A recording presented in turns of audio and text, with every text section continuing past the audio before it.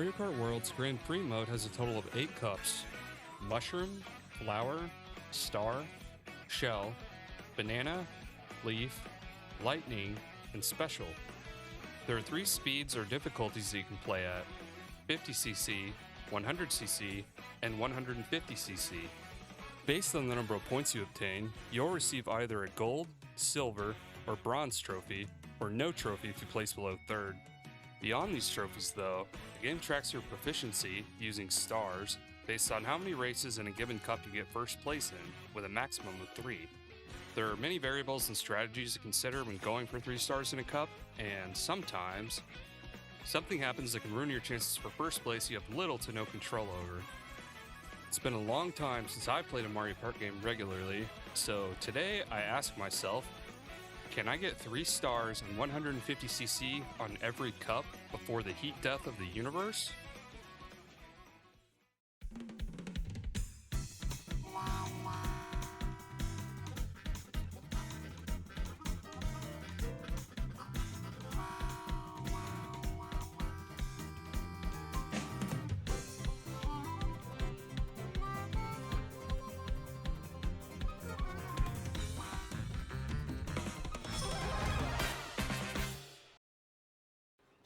Mushroom Cup is up first.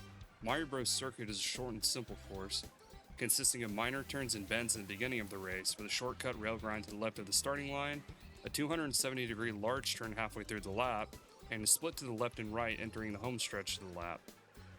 The first run through this race is pretty tame. I pretty much just follow DK on the first lap, the rival for Mushroom Cup. Each cup has a predetermined rival like this to serve as your main competition for each race, and they're unlocked upon completing their respective cup. We get a lucky red shell out of an item box during lap 2 of this course, use it to trip up DK, and take a short trip on the rail to pass him up for first. The rest of the first attempt is pretty simple. We kept a green shell for protection to stave off the red shell that could have caused some issues on lap 3, and finished first in our first race. Something very different about Mario Kart World are the paths between courses and Grand Prix, essentially turning the courses into one long lap. This was explored in Mario Kart 7 and 8 with 3 courses each, but it's become a fundamental part of the game design in this iteration. Anyway, we grab a McTriple from Yoshi's and enter Heat Racing 4 as we continue toward Crown City. Crown City is a bustling metropolis that sees you traversing rooftops and grinding rails high above the city before a large jump that leads to the last open straightaway. A few of the courses are repeated within different cups like this one, so to distinguish them, I'll call them by order of appearance, so Crown City 1 will be this one. As we enter the city, Baby Peach gets absolutely atomized by a blue shell and we pull into the lead, only for me to immediately squander it as I careen into a wall 10 seconds later. The Mario Kart gods are watching out for me though, as DK gets blasted by blue shells rounding the last bend, allowing me to usurp first place with a stylish jump across the finish line. As we head toward Whistle Stop Summit, I immediately smash head-on into a tour bus, but thankfully I was wearing my helmet and avoided permanent brain injury. Anyways, Whistle Stop Summit's race consists of a trip through a train yard leading to a bridge before pulling in at the train station for the final lap. The station itself has a series of split paths weaving over and under each other before finally converging at the bridge leading to the summit and near the finish line. I retake first place as we enter lap 2, and I'm feeling fairly comfortable in my position in first place as we progress into the 3rd lap. I couldn't be more wrong in feeling safe though, as I grind alongside the train like a conjoined twin at the major curve, give up my fairly sizable lead that I'd built, and get pulverized by a blue shell right after. Full disclosure, I completely forgot about the rewind feature for all of the Grand Prix playthroughs, which may or may not have spared me a considerable portion of my sanity. First attempt is a failure. I'll give a tally of failures per cup at the end so we can laugh at the performances together. Second attempt, and we're going to try the Ralligator since I'm easily amused and will automatically pick a new vehicle if I unlock it. I try to go through the tires at the start of Mario Bros. Circuit to mixed results, and am awarded with the last place start for my troubles. Watching this back, I have no idea why I didn't just slightly detour to grab an immensely helpful last place item, but what can you do? I get the next item block and I'm able to close the distance with a bullet bill followed by a golden mushroom, sliding into 5th. After overtaking first at the beginning of lap 3, getting incredibly lucky with my poor driving skill, and giving up first long enough for DK to get hit with a blue shell, I reclaim first and close out the first race on attempt number 2. The race to Crown City was our best performance so far, as I had first place for the entire time until I got Mario Karted harder than I ever imagined and was blue shelled as close to the finish line as possible without passing it. Bowser Jr. stole all my hopes and dreams as I experienced true ego death, ending the second attempt. Third attempt, and I embodied the absolute definition of insanity by trying the shortcut again, failing completely again, and not getting an item. Again! Grabbing the big boy mushroom at the next item block allowed me to stomp my steel toe work boots on most of the other racers, and grabbing a golden mushroom allowed me to finally utilize the shortcut properly, and first place was ours. After performing astral projection to embody a Pianta and squeezing past Boom Boom, we finished first for the third time on this track. Crown City felt like a lost cause as soon as we entered the third lap. DK was absolutely not letting me anywhere near first place, and only having 7 coins at this point wasn't exactly helping. While up on the crane, I used the horn to break red shell number 1, but red shell number 2 put me in my place immediately afterwards. As we rounded the last bend and I was mercilessly bombarded with an onslaught of green shells, I was demoted to third place and realized that once again, this attempt was a failure. This was going so much worse than I had ever imagined. Attempt 4, and we're trying out the newly unlocked Fin Twin. This time I wised up and finally went the normal route at the beginning, then employed one of my subjects to give me some boost leverage, and grabbed a 15 pack of hammers on sale to slide into first going into lap 2. As always seems to happen, lap 3 was going smoothly until a blue shell artillery strike took me out of commission in the later portion of the lap, absolutely harshing my vibe and giving me my first loss in Mario Bros. Circuit. Since I don't want to spend all video talking about one cup, here's a montage of what happened on the next 3 attempts.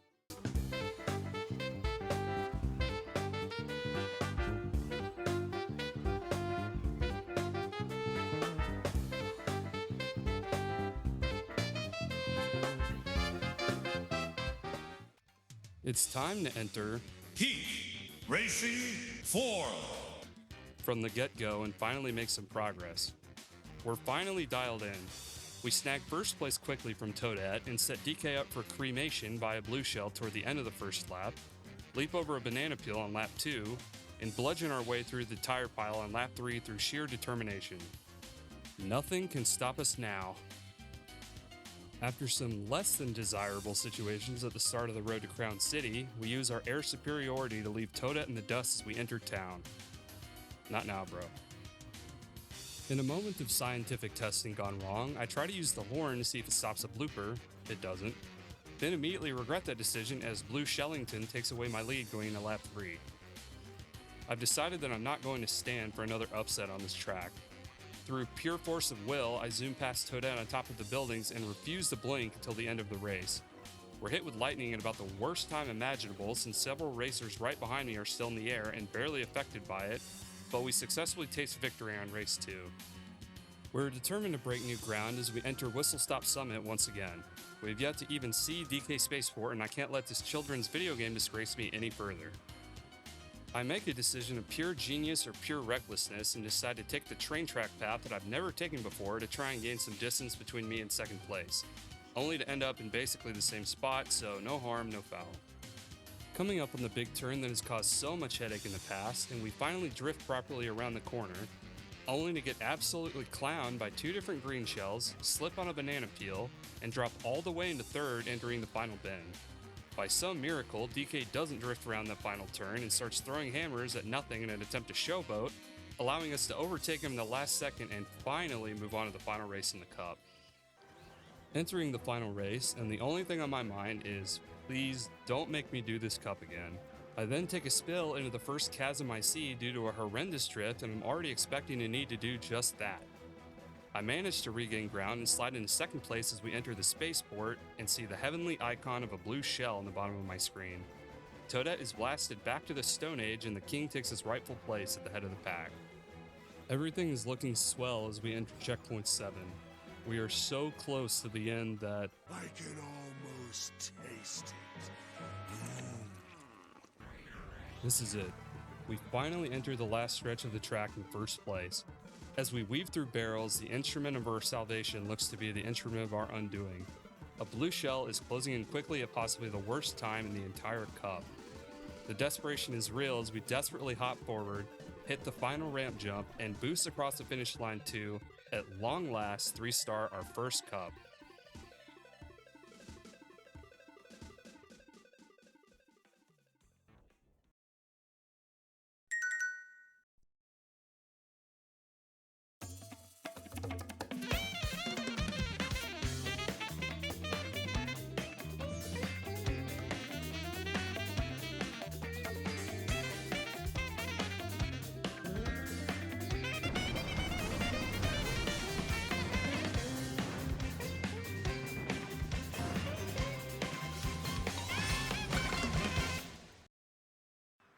We get a new change of courses and scenery as we head towards Flower Cup.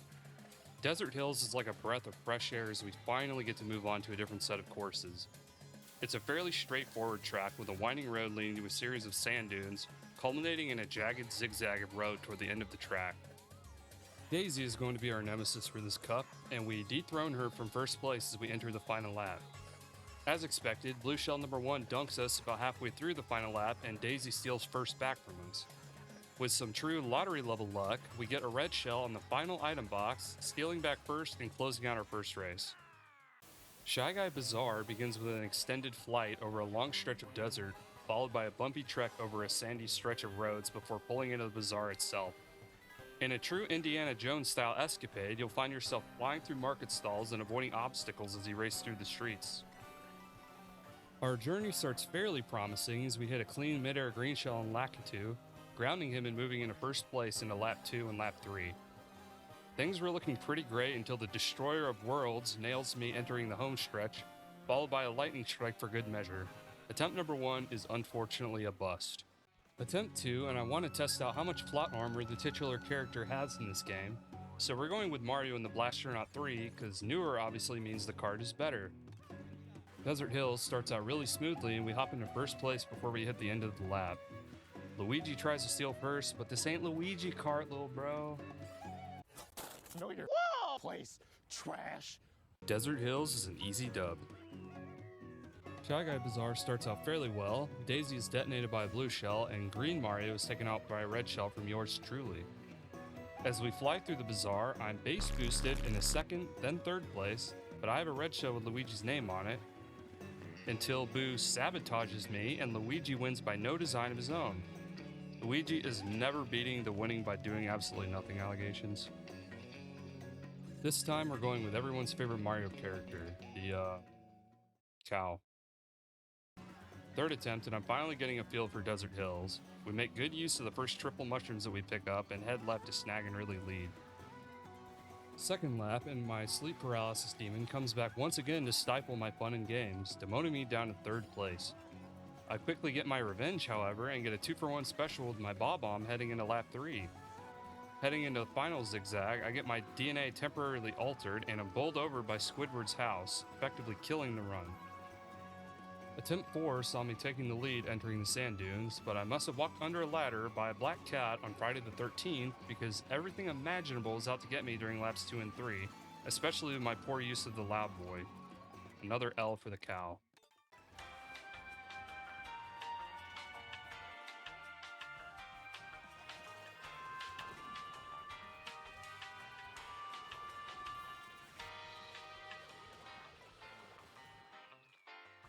Everything I had tried at this point had been completely unsuccessful. But then, I saw it.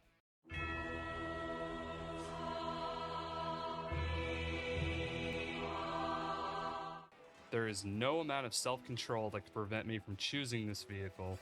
Something inside me fundamentally changed when I saw it, and I knew that it was destiny to win with this omniscient cart.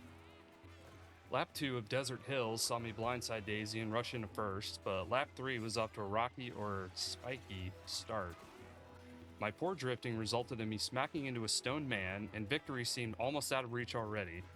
If that wasn't already gloomy enough, a red shell destroyed my rear fender and took me out of the running for attempt number 7. But I had become the ultimate being with Little Dumpy, and I knew that victory was nigh. As a certain general would say, the more things change, the more they stay the same. Lap 1 was off to a good start, but I was quickly put back in my place. I decided to try the left ramp to see if aerial bombardment would work instead. Unfortunately, I was still lagging behind, and this injustice could not stand. My knight in shining blue armor came up the middle and gave me a fighting chance to make this run work. Piranha Plant got a face full of peel, and my aura was now immaculate. Not even the cursed blue shell could stop me from taking this one. Piranha Plant quickly got his revenge on me as he crashed me into the food truck, dropping me quickly in 18th place to start the road to Shy Guy Bazaar. It's a really great demonstration of how things can change from one minute little mistake and how difficult it can sometimes be to hold the lead in this game. Thankfully, through a combination of a Mega Mushroom, Triple Mushroom, and Boomerang, I slid into first place entering the Bazaar on lap 3.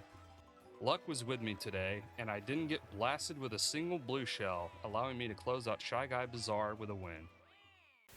After exiting the bazaar, you'll send it through one last stretch of desert and through a tunnel before crossing the bridge into the dirt bike track known as Wario Stadium.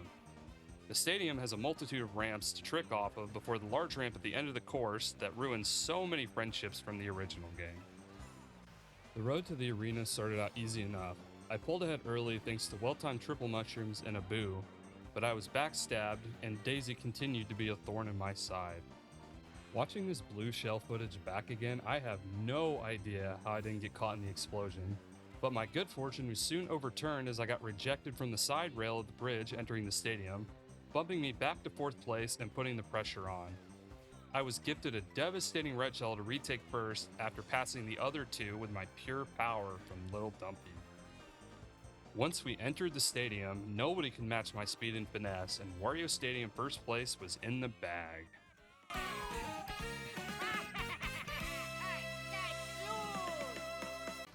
Airship Fortress, we were finally here.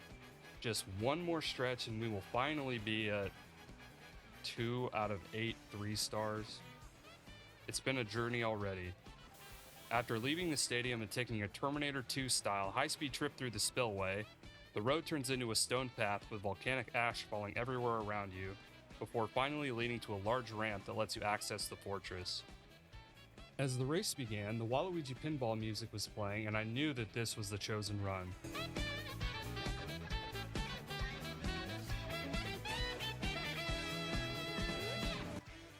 We stop off at Yoshi's for a snack, and you can tell that I am now a force to be reckoned with, a rebel without a cause, a man without a brain. Daisy wasn't finished ruining my Mario Kart experience, foolishly believing that she was destined to steal my glory. How wrong she was. We rounded the final turn, got shocked with 100,000 volts, and took home the 3-star for Flower Cup.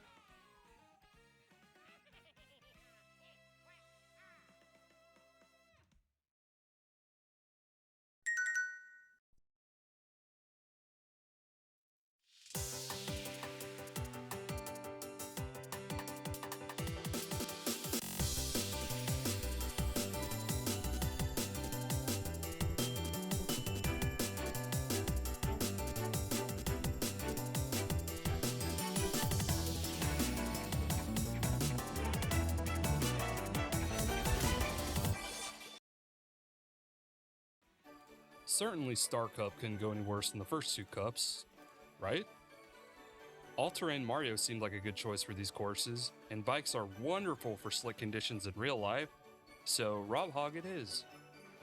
DK Pass returns for the 4th time, including Mario Kart Tour, so maybe we'll just call it the 3rd, and I waste no time demonstrating that I am fully unaware of what's coming my way. After the winding road leading up the hill, it's a fast-paced downhill race with a large bend giving way to a series of ramps near the end of the track.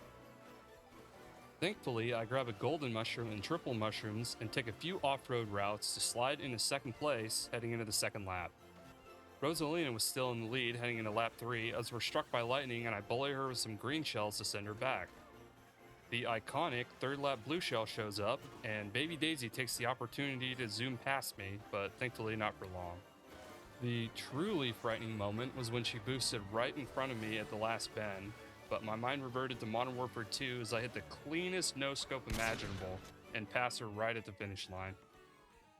Starview Peak is a trip up a snowy road followed by a ski path, before entering what resembles the Comet Observatory from Mario Galaxy. The road to Starview Peak was fairly uneventful, but my meme-addled brain compelled me to make this when I saw there's a Koopa-shaped food in the game. What in oblivion is that? Identity confirmed. Also, you have a rectangular mass in your colon. That's a Koopa. I ate it to gain its power.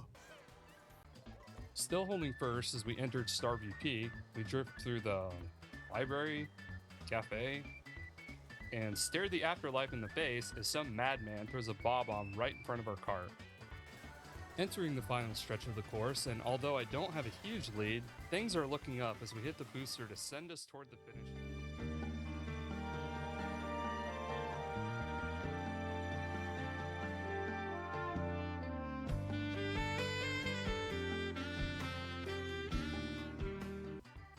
As much as I thought that this was going to end in a 7th or 8th place finish, we somehow still close it out in first place. So, we take those? Against all odds, we have 2 first place finishes on our first attempts as we head into race 3, but this kind of luck has historically ended in abject pain and disaster. Let's see how long we can keep the streak alive. The road to Sky High Sunday is an icy path that doubles as penguin sledding grounds before a jump into the frozen food court that leads into the course. The course itself is a parkour simulator on top of treats that looks more like something you'd see in Kirby rather than Mario Kart. We grab an ice cream at Yoshi's and Mario decides to flex his impressive immunity to hypothermia by switching into some tropical gear before switching back into some slightly more appropriate wear. The race is extremely close heading into the last half lap, but I decide to keep it more suspenseful by taking a spill over the edge of the course, while Rosalina gains a bigger lead. Entering the last stretch, and I hit Rosa with a red shell, then enter Ultra Instinct for a split second to hop over Baby Daisy's green shell, and by some miracle, grab a 3rd win under the most unlikely circumstances. The confusing topography of Mario Kart World leads us through a slew of ice shelves in a river before dumping us into the seemingly tropical, waterlogged course of Wario shipyards.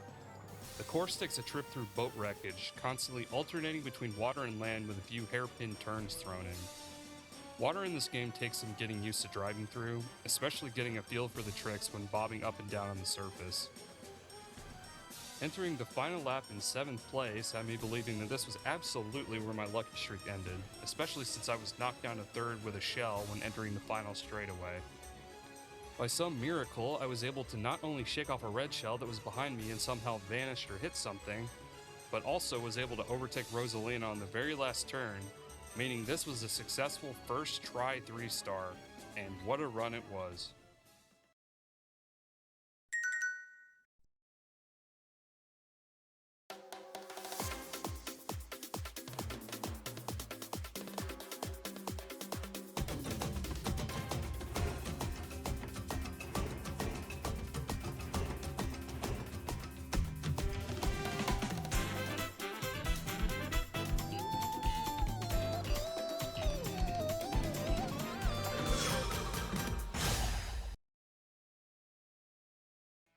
It's time to give Big Papa Wario a chance to shine.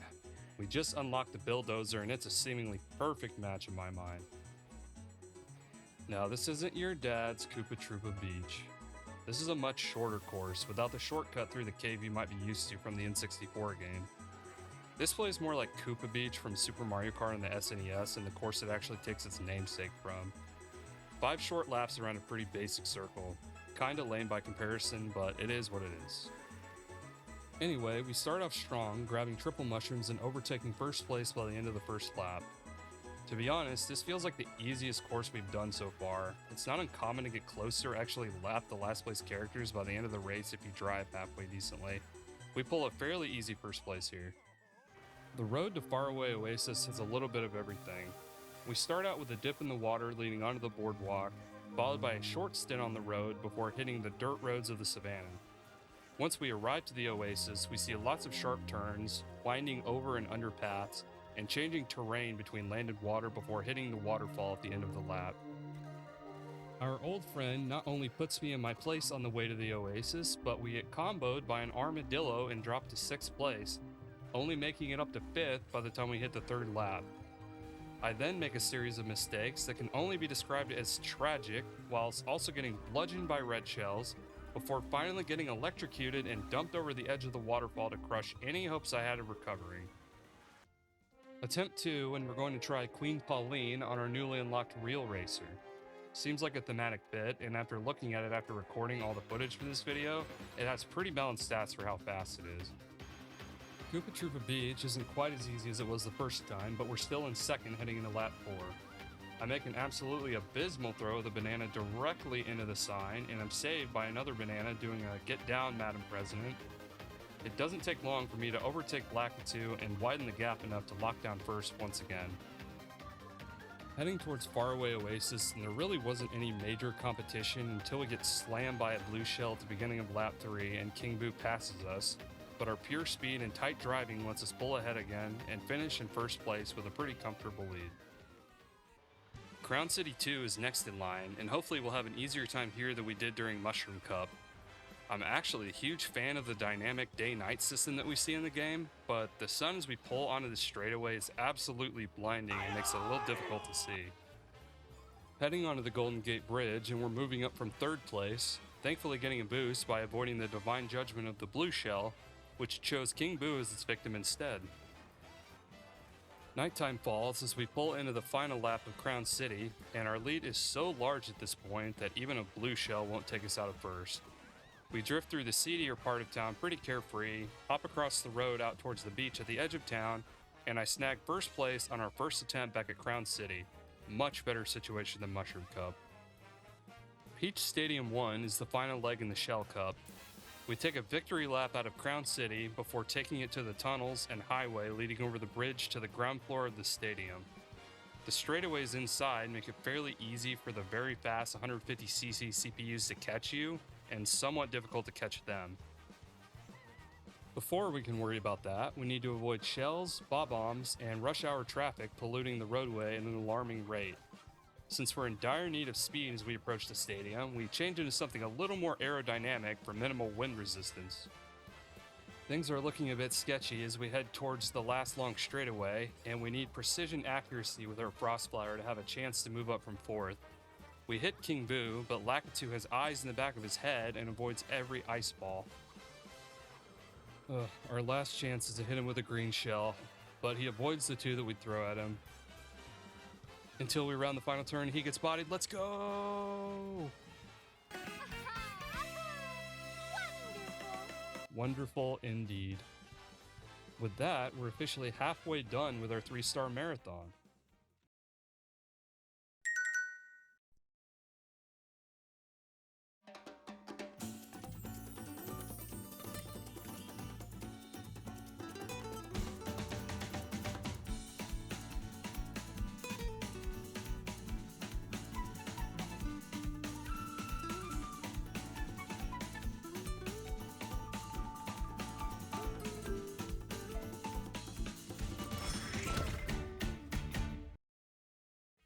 Wario has tested my faith, but I still believe. It's time we enter an iconic stage from Mario Kart Double Dash. Peach Beach has had a bit of an overhaul, but lap 1 is largely the same that it was from the good old days. One interesting change is the progression over the actual beach area, which you can freely traverse using the hybrid car, boat, plane vehicles in this game, rather than being heavily slowed down by the water like you would be in the GameCube original.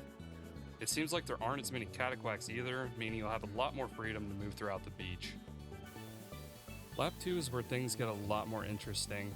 Rather than heading back to the beach, you take the winding path to the left and speed through an entirely new market area with a wide 180-degree turn at the end of the road. Getting a mental image of this area was tricky at first. It seems like riding the walls on the left is the way to go.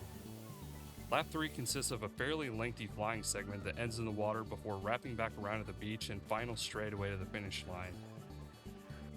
Birdo is still leading at this point, but chaos theory dictates that a blue shell is always impending, so all we have to do is wait. At this point, it's basically anyone's race, but thankfully the CPUs don't seem to take all of the boost pads, so Wario slowly moves into first, heading into the last straightaway. The first run of Peach Beach is a success. We take a long walk on the beach that links Peach Beach and Salty Salty Speedway together, complete with ramps, cataquacks, and Mr. Krabs imposters. Aesthetically speaking, Salty Salty Speedway is one of my favorite courses in this game. It has a charming Venice feel to it with the waterways and paths integrated together within the raceway. Heading into leg 2 of the race, we channel our inner track and field athlete and remove the competition with our hammer throwing prowess and pull into Salty Speedway just inches ahead of Birdo. By the time we pull into the home stretch, we're far enough in front that only a doomsday level cataclysm or very poor driving will give up the lead. Thankfully, we're spared this day. Heading back the way we came, we take a short trip along the beach before heading up the road through a quaint little windmill village before hitting the savannah once again and trudging through the waterfall rapids. Dino Jungle is another double dash course, and I have many memories of falling off the bridge leading into the cave and failing the shortcut inside of it. In World, it's a lot less punishing. There are fewer water hazards and pits to fall into, just dinosaurs to ride or stomp you, and a couple of sharp turns. Wall riding or taking a geyser in the lab will net you a nice shortcut along some boost pads, provided you can avoid the T-Rex. Heading into lap 2, we're still trailing behind Birdo, and we're covered with third-degree burns and bombarded with Koopa shells before making up some ground heading into the waterfall area. After nearly taking a trip over the edge of the falls, we desperately try to pull ahead of Birdo while trying to avoid being trampled by dinosaurs as we enter Jurassic Park. My immediate instinct when driving head-on into a 12-ton Triceratops is to avoid it at all costs, but turns out you can just drive directly up their nose and get an easy boost. Heading through the lab, and I narrowly miss being pancaked by a T-Rex. Somehow in my panic, I try to scare him off with a horn and slip through, but we're still in third going into the home stretch. It's now or never, and Birdo appears to just completely give up, and we hit a couple of tricks to blaze past Toadette and take home the gold. By now, we're looking at another potential first try scenario as we head into the longest course name in the game, so I'm going to stick with Great Block Ruins because I don't want to say Great Block Ruins when referencing it. This course transitions seamlessly between the jungle and a series of rocky ruined archways leading into a lake that houses a geyser leading into the sky in the center. The ruins in the sky range from gold-laced roadways with corkscrew turns into stone pathways dotted with clouds and a large ramp to gain some air near the end of the track. As we head into the waters below the ruins, we take first place courtesy of the Blue Menace. I have no experience on this course, so I'm trying to make as much space as possible in the event I make a boo-boo and take a 500-foot express elevator in the water below. As I head into the hairpin turn, I fulfill the prophecy and smash through the guardrail, dropping into 4th place, but a blue shell gives me a chance to recover as we enter the latter half of the final lap. If I had known about the hairpin turn near the end of the lap and used my mushroom, I could have used it to zip past Birdo and close out the cup, but instead I whiffed the green shell and experienced a very slow and sad 2nd place on the first attempt. Second try, and I'm going with someone looking for revenge on the world since the incident. Back to the beach, and we quickly move towards the front of the pack, only contested by a sentient wallet. We make sure to hit that bell when hopping off the wall at the turn and maintain a narrow lead as we head into lap 3. I guess I really shouldn't be surprised that a flightless bird like myself isn't exactly acclimated to flying, and we crash into a ledge, losing all momentum. If that wasn't bad enough, Ted Kaczynski leaves me an unmarked package on the edge of the road, and I'm foolish enough to pick it up without a second thought. At this point, attempt 2 is already toast. Being the knucklehead that I am, I go for another run with the Blue Bird. I go for the old school shortcut, I don't even know if it was ever faster, and quickly realize that it wasn't worth it, plummeting into 11th place. With the water movement in this game versus Double Dash, I'm not surprised. I channel my inner Australian and hit a max range boomerang on Birdo, slipping into first and determined to avoid the catastrophe of the last attempt. Birdo steals first back as we head into lap 3, but the great equalizer gives me the advantage I need to retake, landing first. To keep it brief and not make the entire video completely redundant, here's how the next 3 attempts went on Salty Speedway.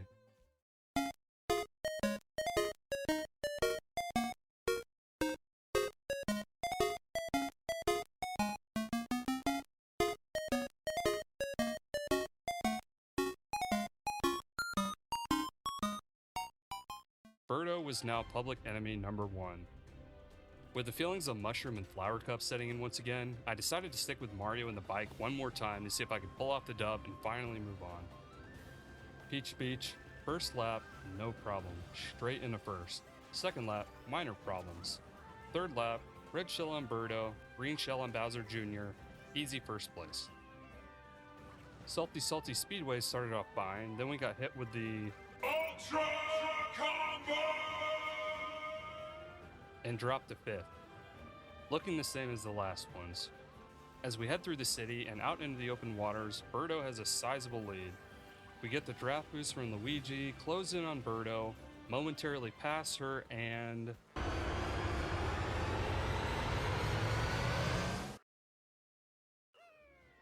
basically a photo finish, but we finally take first for only the second time on this race. By this point, there isn't a ton to say on the road to the jungle, except for this smooth brain moment when I almost blast my lifeless body into the basin when hopping over the waterfalls. As we enter the park, we overtake Luigi and slip into first place, making sure we don't waste this chance.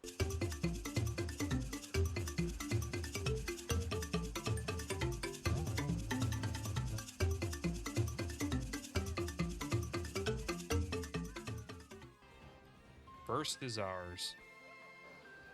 Finally, back to where it all went so wrong. Things are pretty tame until the third lap. We have a red shell that I was saving to try and swap Birdo with at the hairpin turn that cost me so heavily last time, but it was stolen at the last minute, conveniently by Bowser Jr., who decided that he wanted to be the one to hit her with it instead. We pick up a mushroom as we round the second turn, and I know exactly where I'm using it this time. We head over the clouds, neck and neck with Bowser Jr., and this time I make slightly better use of it, letting us finally finish Banana Cup.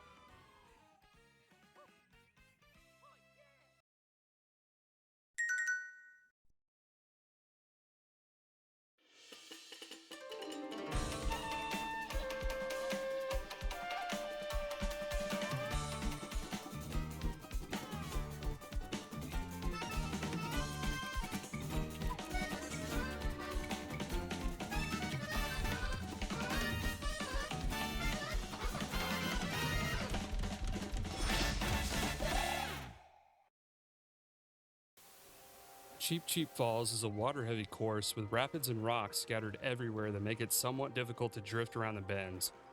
The most difficult portion is the narrow straight about halfway through the track, flanked by off-road sections that shut down your momentum.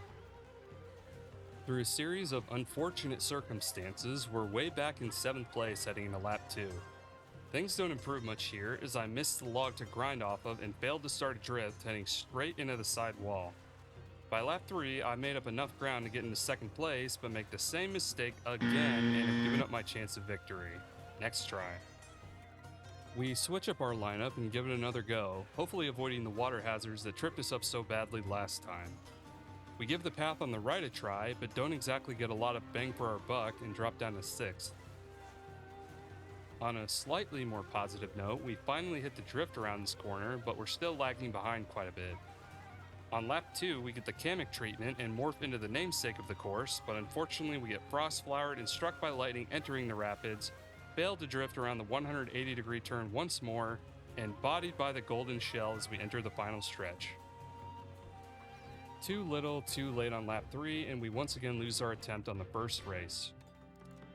The Bumblebee and Wario have a nice color coordination going on, so we're going to give it a go this run. This time, I'm going to forego the log and rocks in the middle entirely and see if we can get some improvement by staying in the water. Luckily, someone throws a blue shell to clear the path in front of us, and we move into first place for the first time in what feels like an eternity. Entering lap 3, we've held on to first for the entire lap, and things are finally coming up Wario. We're finally getting a feel for things, and this is text. I am inevitable.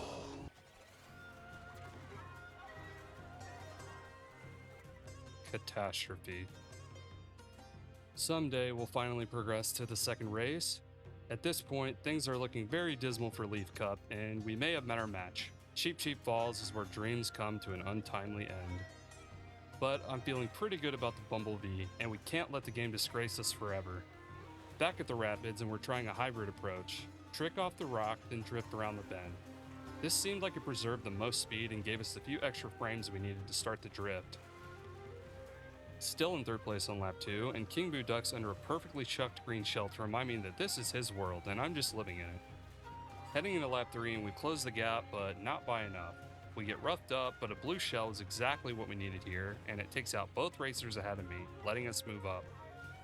Coming around the final corner now, we have the lead, but it's very close. We take some suboptimal turns as we round the bend, and King Boo tries to steal my gold once again. We take him out with a primo green shell toss, and we get our first win on a Leaf Cup race.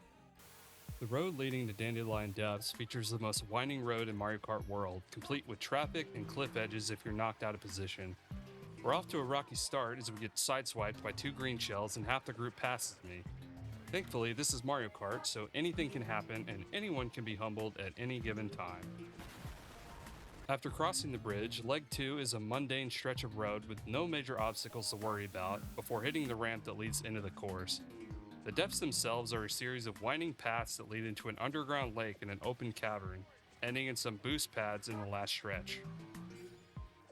Thankfully, we're able to avoid any more nonsense on the road to Dandelion Depths, but I want to burn through this final lap and avoid going back to Cheap Cheap Falls at all costs.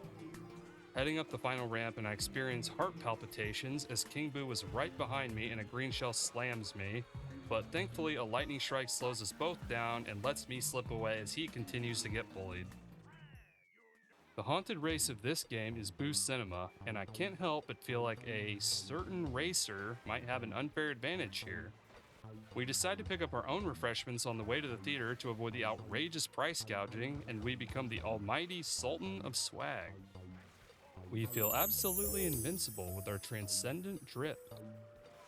The path to the cinema takes us through a spooky forest that leads into the boardwalk in front of the theater. As we head into the cinema, King Boo has completed a series of bribes with his cohorts to move into first, and we need to dethrone him. We don't get our chance until we're exiting the movie screen a la Last Action Hero, and we nail him with our hammers. We pull around the last corner and continue our winning streak. The first leg of this race is like a really easy Ghost Valley from the SNES or Banshee Boardwalk from the 64. What follows next is a trip over a Rickety bridge. and a quick visit through Acorn Heights before crossing the river to the Great Staircase, one of the worst missions in Free Roam, by the way, leading to a graveyard before entering the course. The main course hazard is lava, especially where the road weaves and thins out, alongside the lake of it halfway through the course. We get off to a great lead heading into the burning. We have a 7-second lead before we even see anyone else enter the course. I think that cautiously optimistic is probably the best way to describe the vibe at this point. The Mario Kart hive mind must have been reading my thoughts because we get clobbered with a blue shell right over a giant pit of lava, giving up our entire lead and putting us in second place as we enter the second half of the race. This is one of those instances where me using Rewind would have helped a ton. Thankfully, Koopa doesn't seem too interested in capitalizing on his lead and lets me pass him for free pretty soon afterwards. As we round the final turn, we are inches away from taking another lava bath, but thankfully we're able to course correct and complete our 6th 3-star cup.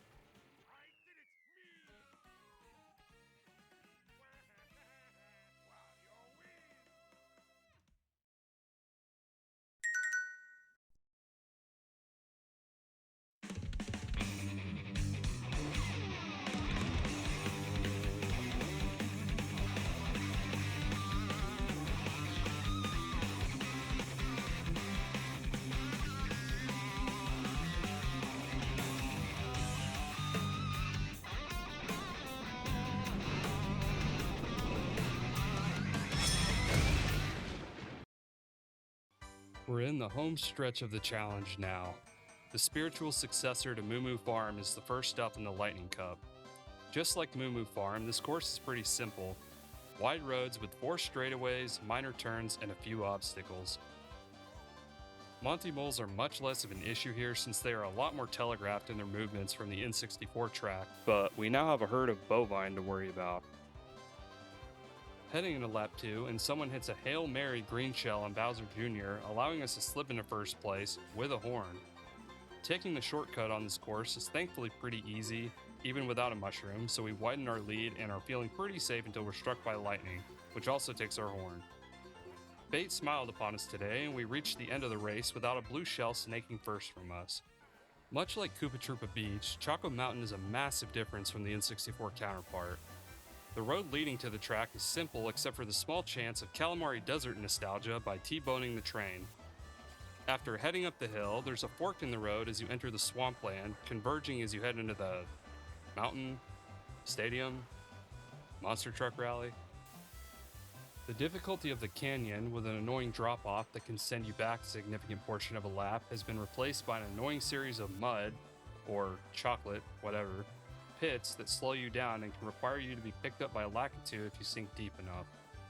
Alongside this are charging chucks, boulders, and the drop-off and climbing the hill, but you'll at least be put back on the track this time around. As we arrive at the track, we're back in 5th place and are dangerously unprepared for the new obstacles and slowdowns littering the course. The Choco Swamps present a problem when we get frozen and miss the boost pad, taking a bath in the Nesquik. Given how far back I already was at this point on the final lap, I threw in the towel. Next try. Not one to be dissuaded easily, I gave the Wario Rob Hog combo another go. Moo Moo Meadows was much of the same. We took an early lead, got double disrespected with a couple of red shells, and dropped to 4th heading into lap 2. We're blessed with 3 red shells and used them to take out the competition and put us back into 1st. Bowser Jr. tried for a redemption arc on lap 3, but we put him in his place. 1st again, moving on. 2nd time in Choco Mountain, and we're entering the track in 1st place, much better. Bowser Jr. decides it's his turn on the Xbox and cuts a huge corner with a mushroom to jump out in front. As much as I tried, I couldn't catch the little guy. I used the horn way too early and missed my chance to overtake him before the end of the race. Time for a minor strategy change. We're going for a super high acceleration build this go around, which coincides perfectly with unlocking the Cloud 9. I'm hoping that it lets us recover more quickly from the barrage of projectiles that we've been coming face to face with over some of these attempts.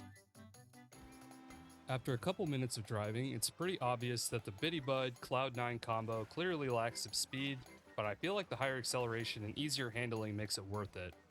Not as much on Moo Moo Meadows, which has very few turns and long straightaways, but other courses will be a lot easier with this.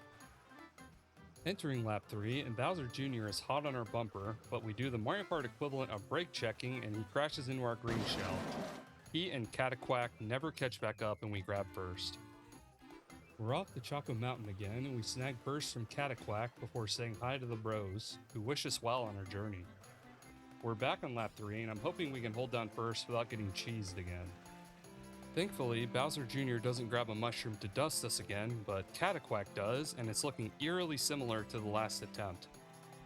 Thankfully, he doesn't have the raw speed that the main rival does, but he gets about as close as possible to stealing the win from us at the last second. A win is a win. Probably the course with the music I've heard more than any other across YouTube over the last 5 or 6 years. The path leading to the plane is pretty basic. Outside turns on the road have some boost pads to slip by other racers, leading to a raised bridge dropping into the factory. The factory itself is definitely a fan favorite from Mario Kart Wii, and rightfully so. It has a unique layout with the floor conveyors, crushers, and alternating boost pads on the home stretch that give it a unique flair. The addition of wall riding and rail grinding presents some interesting possibilities for the first tunnel section as well. Entering the factory itself, and we're in 1st place, but not for long. I hadn't played this course in ages, so going in blind here was definitely working against me. In what can only be described as a national tragedy, I drift the wrong way on the conveyor belts, directly into the wall. My mediocre speed and measly 5 coins aren't doing me any favors, and I'm unable to close the gap and continue the attempt. But I see the promise in this combo, so let's try it one more time. Attempt 4 starts off questionably at best as we launch a cow into the next zip code. Then we have to hang back until Peach uses her red shells on Bowser Jr. As we enter lap 3, we jump out ahead until we meet face to face with a fence and Jr. slips ahead. Thankfully, a lightning strike shorts out his brain and our win streak on Moo Moo Meadows continues. Skip ahead to Choco Mountain and Jr. is back on his nonsense again. We jump directly into the soup and thankfully hop back out before Lakitu has to go fishing, but Bowser Jr. is running away with this and it's looking dire.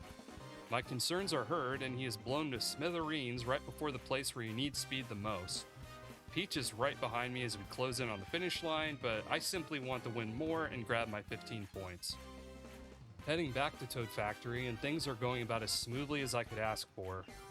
We built up a pretty big lead, and now that I have a feel for what's coming in the factory, I feel prepared for the major obstacles.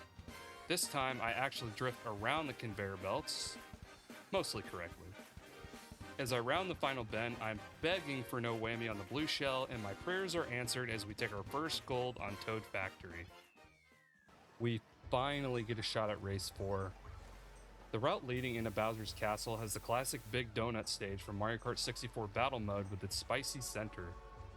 The fork in the road afterwards leads through one of the most dangerous between-course challenges in Grand Prix, a series of stepping stones separated by lava that can require a Lakitu rescue if you lose speed at the wrong time. The castle is a trip through an NSA surveillance room, followed by a series of jagged turns with Podoboo hazards and a large ramp leading up to the second half of the lap. The trickiest part of the course is up the ramp, where the road thins and lava replaces anything that would be off-road in another course. I get a little concerned as I see the stepping stones leading up to the ramp, but thankfully Bitty Butt is up to the challenge and we trick off of these with no issues. We take a lightning bolt to the brain during the flight into the castle, but thankfully it doesn't really slow us down and just gives us a bigger lead, if anything. It's at about this point that I start desperately checking the rear view camera to see if I'm being caught up to or if a shell is en route to my tailpipe. Turns out I was right to worry, and Wario is catching up extremely quickly. I honestly think the light character and high acceleration car made all the difference in this situation, otherwise I'm not sure I would have outpaced Wario. The pressure's on as we hit the boost ramp, and as I round the corner, my worst nightmare returns. It's like that nightmare that you're back in high school and you have a test coming up and you haven't studied for it, you know what I mean? At this point, Wario is right on my tail and I don't have a defensive item other than a feather. We drift around the final turn, trick off the final ramp, and narrowly close out the Lightning Cup with our first place sweep.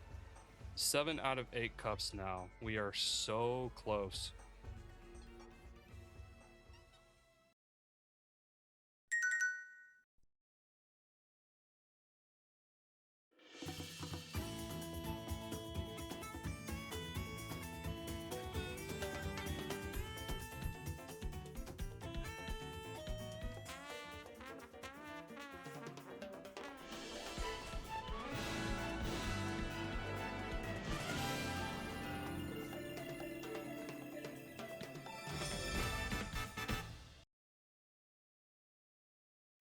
Well, here we are. The last leg of the challenge, and I can't think of a better fit to close this out than the Sultan of Swag himself. Surely whatever this cup has to throw at us, Wario can handle. Acorn Heights is first up. A large turn laden with boost pads gives way to a flight ramp, descending into a jungle of vines and large foliage. The second half of the track features split paths with giant acorns that essentially lock down a path. We get a stroke of luck with 3 red shells as we enter the latter half of the track and grab an early lead from a very distraught Mario. I assumed he was the rival character for this cup since he paid $3.2 million to put his name on the cover. Entering lap 3, we're still holding on to first place, and Mario has fallen on hard times as he sits in the middle of the pack. In one of the few cases in all of the attempts that I had done at this point, I actually used the horn properly near the end of lap 3, and we grabbed first on race 1.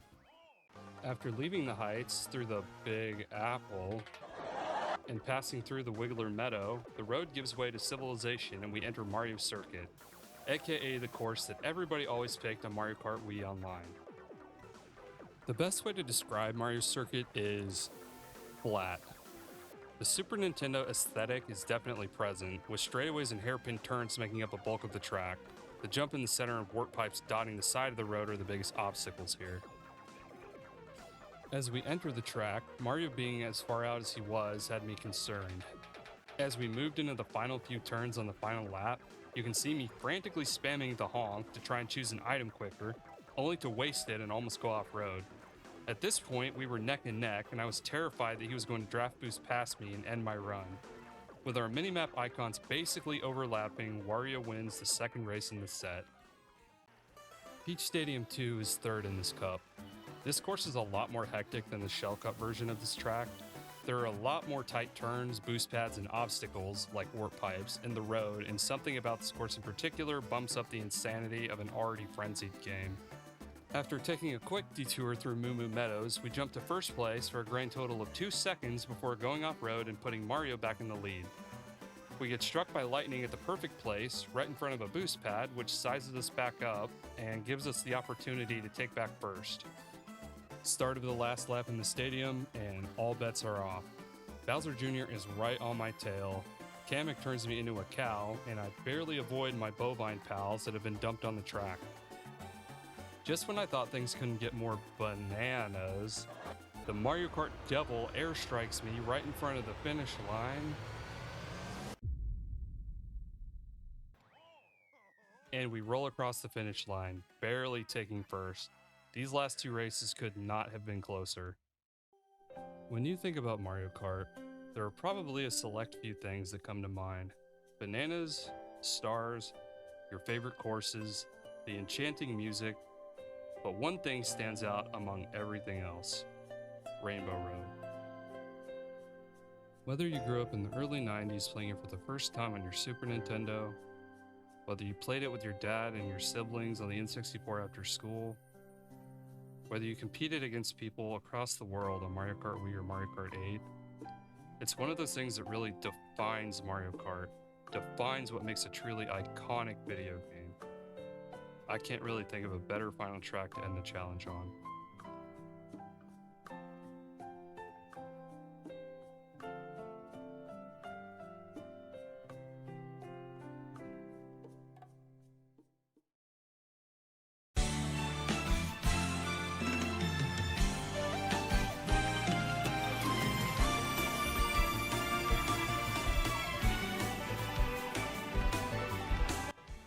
Over its various iterations, Rainbow Road has taken on many forms with varying levels of difficulty. The N64 version is notoriously easy, while the Wii version is the most difficult course in the entire game. Let's find out what kind of experience Mario Kart Worlds is going to be. Leg 2 of the race is a fairly straightforward series of bends and curves in the track, ending in a crisscross of 2 pathways that converge again and lead into checkpoint 3. Thankfully, we were able to hold on to a horn to break the blue shell and shake Bowser Jr. off at the same time. Leg 3 of the race features a flowing river with crystals, lumas, and toads dotting the shores. I have to say, the variety of the track is really interesting and the visuals are very aesthetically pleasing, even if this isn't the most difficult. As we head into the 4th leg of the track, we're now competing against Mario and Bowser Jr. up at the front of the pack. The 4th leg has a series of metal roads resembling pavement, leading to a tunnel with rainbow thwomps reminiscent of the SNES and retro versions of the course beginning with Mario Kart 7. As we exit the tunnel, we get lucky enough to pull triple red shells to knock Mario back heading into the final stretch, then knock Bowser Jr. into space to bolster our lead. Just as we near the final part of the track, we're struck by another blue shell and my heart is racing at this point. The layout of the track is similar to the 2nd leg of the course, but I have no idea how much time I have to recover from 6th place. I figured that at this point, I need to hit every boost pad and drift pretty much perfectly if I want to retake the lead in time. I peel to the inside of the track and try to minimize my turn radius to gain more distance. I can see the end of the track at this point and I totally miss on my green shell, pass Bowser Jr., then tank a red shell as we enter one of the last turns. Thankfully, a lightning strike slows everyone else down as well, and I can finally retake the lead, begging to stay blue shell free for this last segment. As we enter that last straightaway, with all of the characters from the other races cheering us on from the train, we take one final jump.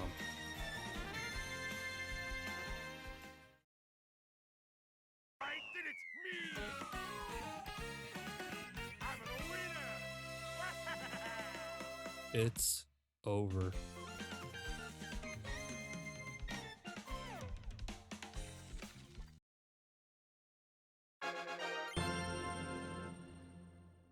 It's been a long and hectic journey. Here's a breakdown of how many failures I had on each cup. If you're still watching the video at this point, thank you so much. I had an absolute blast playing through these cups and learning how to put this video together.